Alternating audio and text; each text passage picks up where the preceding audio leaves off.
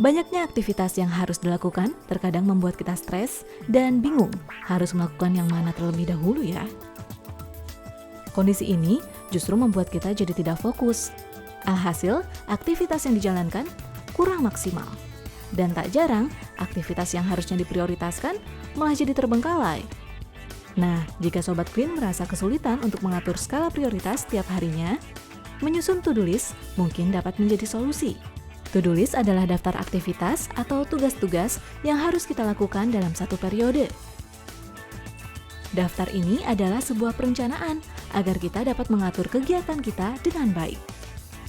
Dengan membuat to-do list, kita dapat menentukan aktivitas yang akan kita jalankan berdasarkan skala prioritas. To-do list juga memastikan aktivitas kita tidak bertabrakan satu sama lain. To-do list dapat kita aplikasikan baik untuk personal maupun untuk keperluan kelompok dan dapat kita atur periodenya sesuai kebutuhan. Mulai dari harian, mingguan, hingga bulanan. To-do list juga bisa dimanfaatkan oleh siapa saja, mulai dari pelajar, mahasiswa, hingga profesional. Mengandalkan memori otak untuk menghafalkan apa saja aktivitas yang harus dilakukan dalam satu hari memang bisa saja dilakukan. Namun, tidak ada salahnya jika kita memanfaatkan to-do list untuk mendukung kegiatan sehari-hari. Risiko lupa pun bisa diminimalisir dengan adanya to-do list. Jadi memang banyak riset yang sudah dilakukan itu menunjukkan yang namanya time management ya. Jadi bagiannya itu ya salah satunya to-do list ini dapat meningkatkan produktivitas. Jadi produktivitas sebagai kita pekerja ya, yang terkait dengan pekerjaan profesional kita ataupun pekerjaan domestik sehari-hari untuk yang ibu rumah tangga ya, ataupun untuk yang mahasiswa ini yang terkait dengan akademik. Jadi dengan melakukan perencanaan waktu membuat kita lebih mudah dalam melakukan pekerjaan, lebih efisien ya, dan membantu kita mencapai tujuan yang kita tetapkan. Juga to-do list ini membantu kita mengurangi beban kegiatan yang mungkin bertumpuk di kepala kita ya. Jadi ini berpotensi untuk kita lupa apa yang mau dikerjakan hari ini. Jangan-jangan kita terbiasa dengan hari-hari itu tanpa perencanaan sama sekali ya. Jadi kalau kita sudah tuangkan ini dalam to-do list, maka ini kita hidupnya lebih terencana gitu ya. Kemudian juga di samping itu to-do list juga sebenarnya mengurangi stres ya. Jadi dengan kita melakukan to-do list, kita menghindari kegiatan-kegiatan yang spontan, yang mendadak gitu ya. Kemudian kebiasaan dikejar tenggat, deadline itu juga kita bisa hindari ya, karena kita sudah terencana nih apa yang kita lakukan hari ini gitu ya. Kemudian juga membuat kita tidak menunda-nunda pekerjaan. Jadi ada istilahnya procrastination. Procrastination itu orang yang sering menunda-nunda pekerjaan ya. Jadi dengan adanya perencanaan yang kita tuangkan dalam to-do list ini membuat kita lebih organized atau well organized, dan kita bisa memetakan waktu yang 24 jam yang kita miliki itu untuk apa saja. To-do list dapat kita susun di buku catatan atau di aplikasi yang tersedia pada smartphone, tergantung pada kenyamanan individu masing-masing. Lalu bagaimana sih cara menyusunnya? Berikut langkah-langkah untuk menyusun to-do list. Baiknya, sediakan waktu sehari sebelumnya untuk menyusun to-do list. Buatlah daftar aktivitas yang harus dikerjakan pada hari itu. Jika sudah ada jadwal yang harus diikuti, maka jangan lupa untuk dicantumkan juga waktu dan lokasinya. Untuk membuat to-do list semakin menarik, Anda dapat gunakan penanda tulisan warna-warni untuk membedakan mana aktivitas yang prioritas atau bukan. Misalnya, kuning untuk aktivitas penting dan harus selesai hari ini, merah muda untuk aktivitas yang penting tapi tidak perlu selesai hari ini, dan yang tidak diberi penanda maka bukan prioritas atau bisa mundur tenggat waktunya.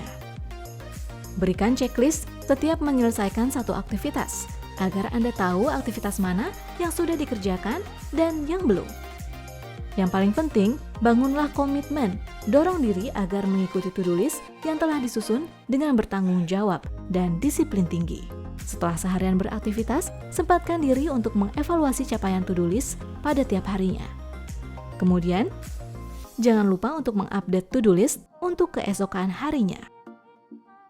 Supaya to-do list yang kita buat itu efektif ya. Jadi to-do list ini kan dibuat setiap hari. baiknya dibuat setiap hari untuk aktivitas harian kita. Tapi juga ada yang sifatnya mingguan gitu ya. Nah, untuk harian ini biasakan kita membuatnya itu sebelum tidur ya. Kita membuat list pekerjaan atau aktivitas apa saja yang kita lakukan besok hari. Jika ada beberapa aktivitas yang direncanakan untuk dilakukan, maka dibuat skala prioritas ya. Mana yang harus dikerjakan dulu. Jadi pekerjaan yang memang itu kita anggap sangat penting itu kita dahulukan ya. Jadi ini dibagi 3 ini. Jadi ada yang sangat penting, ada yang cukup penting, ada yang tidak penting. Tentunya yang sangat penting ini kita dahulukan, baru yang cukup penting ya belakangan kita kerjakan yang tidak penting. Jadi prinsipnya adalah do first thing first.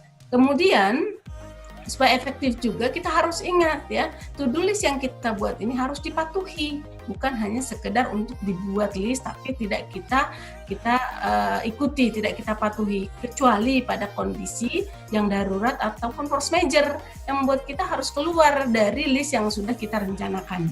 Kemudian kita juga harus melakukan evaluasi dan monitoring terhadap pelaksanaan dari list yang sudah kita rancang.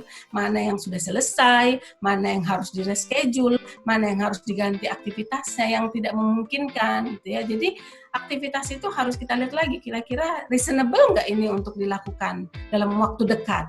Kemudian monitoring, ya monitoring juga kita lakukan setiap waktu. Jadi list itu yang sudah kita buat, kalau kita sudah kerjakan kita checklist, kemudian evaluasi. Nah evaluasi ini baiknya dilakukan harian juga, ya. Jadi pada malam hari sebelum kita menyusun list yang akan kita kerjakan atau yang akan kita rencanakan untuk besok hari, kita evaluasi ya dari aktivitas sehari ini mana yang sudah selesai, mana yang mengalami kendala sehingga harus dijadwalkan lagi, mana yang sepertinya ini tidak memungkinkan dalam waktu dekat, kita harus reschedule untuk waktu mungkin beberapa hari atau beberapa waktu ke depan gitu ya. Kita harus stick dengan apa yang sudah kita susun ya. Jadi tadi kalau kita punya planning itu ya, kita akan lebih sistematis ininya, hari ke hari kita akan lebih sistematis gitu. Yang memilih menggunakan aplikasi smartphone untuk membuat to-do list, berikut beberapa aplikasi yang dapat Anda manfaatkan.